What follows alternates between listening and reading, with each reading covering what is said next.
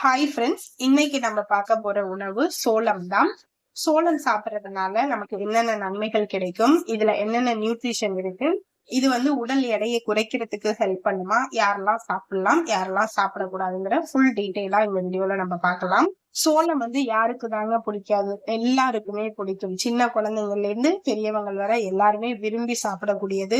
பொதுவா நம்ம பீச்ல, ரோட் சைட்ல, வீட்லயுமே அதிகமா நம்ம இந்த சோளம் நமக்கு செஞ்சு கொடுப்பாங்க. ஒண்ணு பாயில் பண்ணி கொடுப்பாங்க, இல்லைன்னா ரோஸ்ட் பண்ணி கொடுப்பாங்க. இந்த ரெண்டு மாதிரி நம்ம அதிகமா சாப்பிடுவோம்.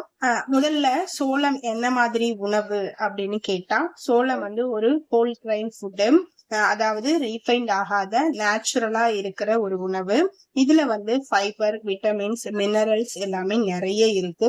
அதனாலதான் உலகம் முழுக்க இத ஒரு ஹெல்த்தி ஸ்டெபிள் ஃபுட்டா யூஸ் பண்றாங்க. இப்போ நம்ம பார்க்கலாம் சோளத்துல என்னென்ன நியூட்ரிஷன் இருக்குன்னு.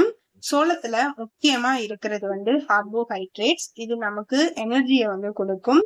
ரெண்டாவது ஃபைபர் அதிகமா இருக்கு. இது நம்ம டைஜஷனுக்கு ரொம்ப முக்கியம். புரோட்டீன் பாடிய ரிப்பேர் பண்றதுக்கு ஹெல்ப் பண்ணும். இதுல இருக்கக்கூடிய விட்டமின் பி காம்ப்ளெக்ஸ் மெட்டபாலிசத்தை பூஸ்ட் பண்றதுக்கு ஹெல்ப் பண்ணும். அதே மாதிரி சோளத்துல விட்டமின் ஏ அதிகமா இருக்கு. இது நம்மளோட பார்வையை கண் பார்வைக்கு ரொம்ப நல்லது. அதே மாதிரி சோளத்துல பொட்டாசியம், மெக்னீசியம் அதிகமா இருக்கு. இது நம்மளோட ஹார்ட் ஹெல்த்துக்கும் ரொம்ப நல்லது. இதெல்லாம் சேர்ந்துதான் சோளத்தை ஒரு பேலன்ஸ்டு ஃபுட்டா மாற்றுது. அடுத்தது சோளம் சாப்பிடுறதுனால என்னென்ன நன்மைகள் கிடைக்கிறதுங்கிறத பத்தி பார்க்கலாம்.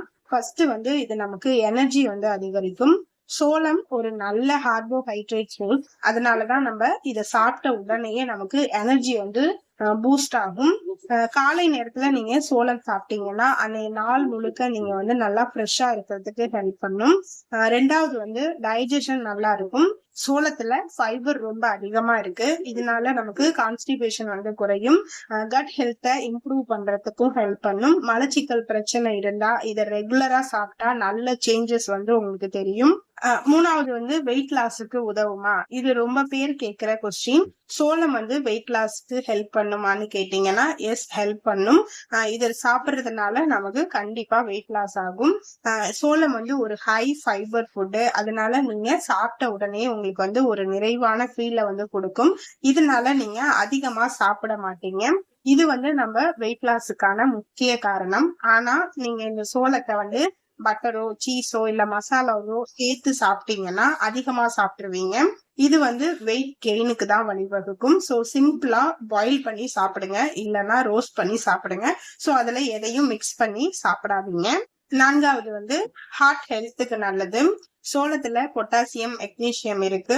இது பிளட் பிரஷர் கண்ட்ரோல் பண்றதுக்கு உதவும். கொலஸ்ட்ரால் லெவல பேலன்ஸ் பண்ணும். இதனால நமக்கு ஹார்ட் அட்டாக் ரிஸ்க் குறையும். ஐந்தாவது கண் பார்வை மேம்படும். சோளத்துல விட்டமின் ஏ அதிகமா இருக்கு. அதே மாதிரி லுட்டீன் மாதிரியான நியூட்ரிஷன்ஸும் அதிகமா இருக்கு. இது நம்ம கண்ணுக்கு ரொம்ப நல்லது.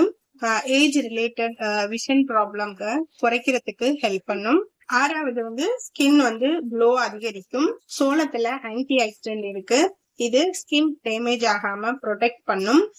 ஏஜிங் ப்ராசஸ் ஸ்லோ ஆகும். அதனால நம்ம ஸ்கின் நேச்சுரலா க்ளோ ஆகும். ஏழாவது டயபெட்டிக்ஸ் கண்ட்ரோல் பண்றதுக்கு ஹெல்ப் பண்ணும். சோளம் லோ கிளைசமிக் இண்டெக்ஸ் ஃபுட்டு, அதாவது சுகர் லெவல ஸ்லோவா இன்க்ரீஸ் ஆகும். இதனால டயபெட்டிக்ஸ் இருக்கிறவங்க மாடரேட்டா சாப்பிடலாம். எட்டாவது இம்யூனிட்டி அதிகரிக்கும். விட்டமின்ஸ் மற்றும் ஆன்டி ஆக்சிடென்ட் அதிகமா இருக்கிற காரணத்தினால பாடி இம்யூனிட்டி சிஸ்டம் நல்லா ஸ்ட்ராங் ஆகும். இதனால இன்ஃபெக்ஷன் குறையும். இப்போ யாரெல்லாம் சோளம் சாப்பிடலாம் அப்படின்னு கேட்டீங்கன்னா ஆல்மோஸ்ட் எல்லாருமே சாப்பிடலாம். கிட்ஸ், அடல்ட்ஸ், எல்டர்ஸ் எல்லாரும் சாப்பிடலாம். ஆனா டயபெட்டிக்ஸ் இல்லைன்னா ஸ்பெசிபிக் ஹெல்த் கண்டிஷன் இருந்தா டாக்டரோட அட்வைஸ் கேட்டு மாடரேட்டா எடுத்துக்கலாம். சோளத்தை நீங்க எப்படி சாப்பிடலாம்னு கேட்டீங்கன்னா பாயில் பண்ணி சாப்பிடலாம், ரோஸ்ட் பண்ணி சாப்பிடலாம், சாலட் செஞ்சு சாப்பிடலாம், சூப் செஞ்சு சாப்பிடலாம், சாட் பண்ணியும் சாப்பிடலாம். இப்படி ஹெல்த்தியா ப்ரிப்பேர் பண்ணி சாப்பிட்டா நம்ம உடம்புக்கு ரொம்ப நல்லது.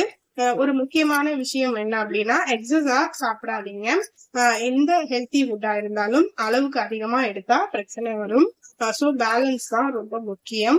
ஃப்ரெண்ட்ஸ், சோளத்தை ஒரு சாதாரண ஸ்நாக்ஸா நினைக்காதீங்க.